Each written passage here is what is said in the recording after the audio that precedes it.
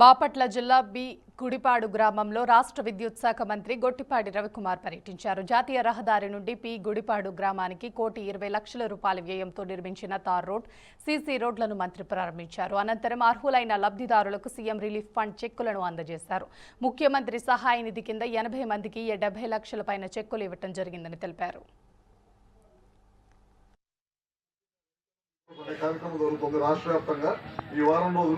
ముఖ్యంగా ముఖ్యమంత్రి గారి ఉద్దేశం ఏంటంటే మనం దాదాపు మన కాన్స్టిట్యూన్సీకి వచ్చేసరికి 40,000 మంది పైన రైతులకి అన్నదాత సుఖీభావ కింద మనం డబ్బులు వేస్తాం. ఇప్పుడు 2 విడతలకు వేసాం. ఒకసారి 5,000 మంది సెంట్రల్ గవర్నమెంట్ 2,000, ఇంకోసారి మన 5,000 ప్లస్ 2,000 అంటే ఇప్పటికి 10,000 మనం ఇచ్చాం. సెంట్రల్ గవర్నమెంట్ ఒక 4,000 ఇచ్చింది, అంటే 14,000 ఇచ్చాం. ఇంకొక 6,000 ఇవ్వాలి. మనం 4,000, వాళ్ళు 2,000 ఇవ్వాలి. 3వ విడత దాదాపు మన బాపట్ల జిల్లా మొత్తం మీద 1,50,000 మందిక మనం అందరం కూడా రైతులకు ఇవ్వడం జరిగింది అన్నమాట. మొత్తం ఇప్పుడు ముఖ్య ఉద్దేశం ఏంటంటే 5,246 మంది రైతులకి మన కొలిసిపాడు మండలంలో రైతులు డబ్బులు పడ్డాయి.